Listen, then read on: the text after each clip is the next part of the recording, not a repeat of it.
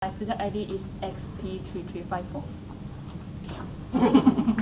Hello, my name is Zhu Wang, and my student ID is EP3033. My name is Vivian Lu. My student ID is DGM3014. Hi there, my name is Brian Junken Lo, and my student ID is DGM3013. Hello, my name is Ngọc Hoa Lu. My student name is MC30123.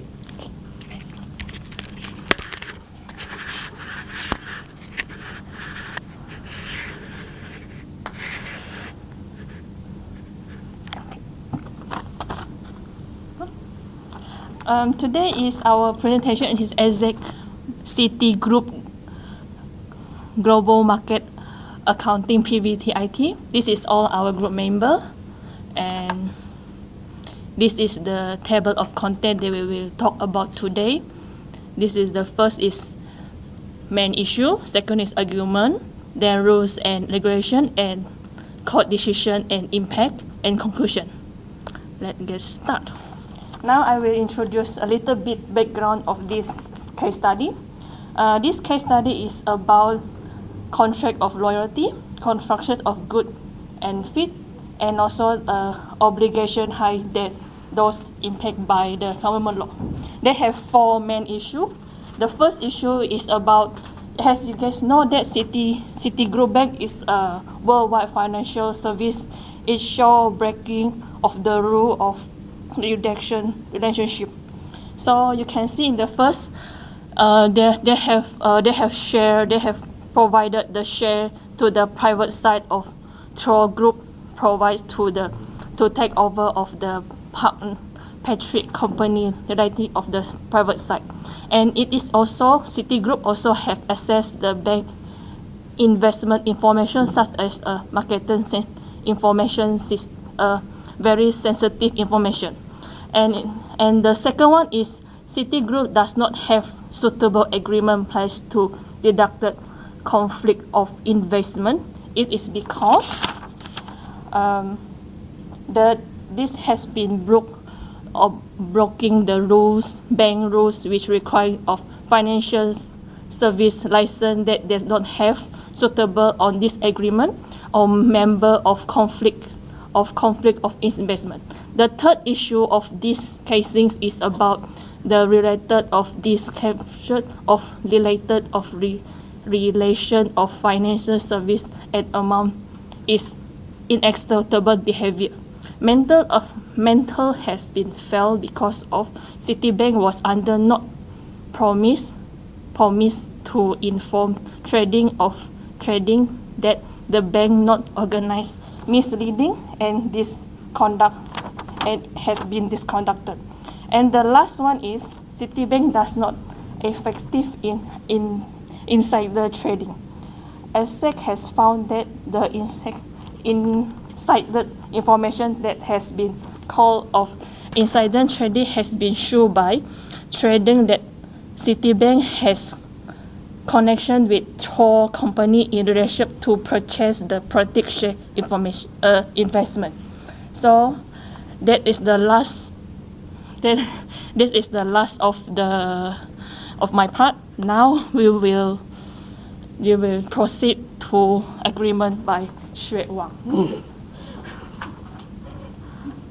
All right, so I'll present the argument of the two parties. Firstly, the key conflicts between the two parties revolve around whether here is a relationship of fiduciary, and if Citigroup breach fiduciary duty owed by it to TOR. So ASIC made its claims as follows. Firstly, according to the Australian Financial Service license issued under PD 7.6 of the Corporations Act 2001, Citigroup owes the fiduciary duty to TOR. Citigroup's action of treating this share of Patrick breach the fiduciary duty This argument meant that Citigroup did not adequately arrange and manage the conflicts of interest that arise. The fiduciary duty is the heart of the argument. The fiduciary relationship between Citigroup owed to TOR is the precondition of the existence of confliction of the interests. After Citigroup provided evidence that the relationship with TOR is not fiduciary, ASIC further contended that the fiduciary duty depended on the factual circumstances over the contractual terms.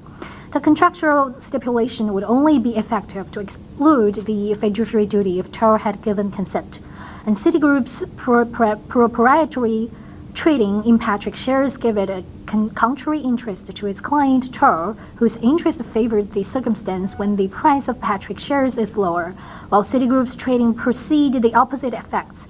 Moreover, when the compliance teams and its senior management became aware of Citigroup's substantial proprietary shareholding in TOR, there is a confliction with its duty to provide a disinterested and loyal advice to TOR.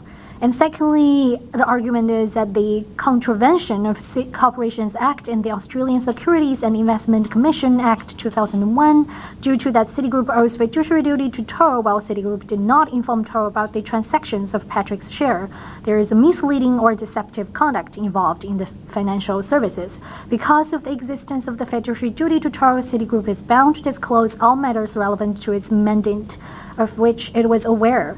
And thirdly, convention of ASIC Act, there is also unconscionable conduct during the service of Citigroup to TOR, and ASIC focuses on the conflicts managed and Chinese wall. And on the other hand, Citigroup's argument is as follows, mainly revolve around the fiduciary duties issue, which means, based on the contractual stipulation with TOR, the relationship between Citigroup and TOR was not fiduciary. Hence, there is no violation of fiduciary duty nor confliction of interest. And my next partner is going to represent the following elements of the data. And now I'll talk about rules and regulations. The court has rejected all of the ASIC claims because of all these four factors. The first one is Citigroup and TOR were not in fiduciary relationship. To succeed in the conflict claims, ASIC has to first establish the relationship between Citigroup and TOR was fiduciary in character. The problem for ASIC was the letter executed by Citigroup and TOR on the 8th of August expressed that the relationship was not fiduciary. And the second factor is Citigroup had arrangement in place to manage conflict. ASIC alleged that Citigroup had a personal interest that conflict with the performance of this duty. As the court found that Citigroup and TOR were not in fiduciary relationship, followed by ASIC's claim was based on an assumption, the claim had to fail. And the third factor is because Citigroup did not engage in misleading and deceptive conduct. The court has already decided that Citigroup and TOR were not in fiduciary relationship. ASIC claims in this aspect had to fail because Citigroup has no obligation to inform TOR of its trading. And the fourth factor is Citigroup did not engage in insider trading. ASIC claimed that Citigroup public site sold some of the Patrick Corporation Limited shares he had purchased, while it processed as insider information.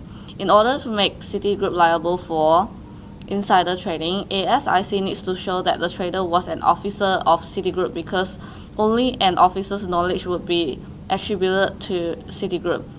However, the court found that the insider information was not even price sensitive and the trader was not even an officer. The claim had to fail.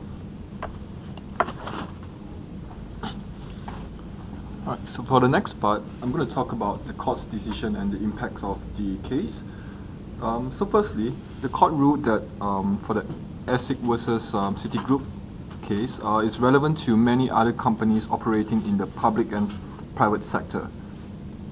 They also said that Citigroup has they also mentioned that there is a need for employees to fully understand and apply all the procedures when in relations to the conflict of interest. Citigroup has successfully proven that it provided all the employees with written policies as well as extensive training. The policy also clearly states that the employees need to be on alert during the potential conflict of interest. And for the next part, it talks about the procedures for the Chinese War. If companies decide to participate and implement the Chinese War practices, there are 5 factors which have to be considered. Number 1 being the physical separation by departments. Number 2, educational programs. Number 3 would be procedures for dealing with crossing the walls. Number 4, monitoring by compliance officers. And number 5, disciplinary sanctions. Citigroup had all the adequate compliances measures established during the time of the case when it arose. And last but not least, ASIC is the court ruled that ASIC is trying to pursue a broader aim compared to just general trading, and therefore it is ruled not relevant. And next, I'll pass it on to Hao. Finally, I will talk about the conclusion. It is so that Citigroup breached a fiduciary obligation when it had customer in purchasing the share in purchase. In fact, Citigroup had breached the rule of duty under Section 912A, Subsection 1 of the Corporation Act 2001.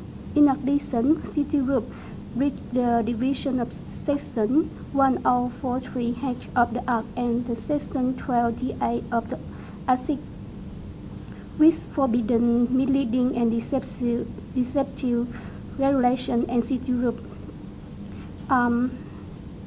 were in violation of the inside trading division, which were contained in Section 1043A of the Act. There were a potential conflict in the notion that Citigroup were assistant for tolls in the suggestion takeover of purchase. ASIC also stated that these were supporting real information within the meanings of the term in Section 1043 of the Act. Furthermore, ASIC declared that Citigroup used inside trading and senior group of Citigroup acknowledged toll would take over purchase. However, it showed that the law would not prevent Citigroup from contracting out of its fiduciary duty. On the bank of senior Citigroup know the inside trading information, the recognition should be belonging to Citigroup as acting for toll takeover purchase. In addition, Citigroup also declared that Chinese War would prevent the flow of sensitive information from the private to public inside trading. As a result, Citigroup incurred loss fine and damaged its reputation because of breaching its fiduciary duty as well as not adhere to the requirement of Chinese War. Therefore, it's important to have Chinese War as well as the adequate compliance measure in place which can protect the Citigroup from liability under the Corporation Act inside trading provision. That's all of our group presentation. Thank you.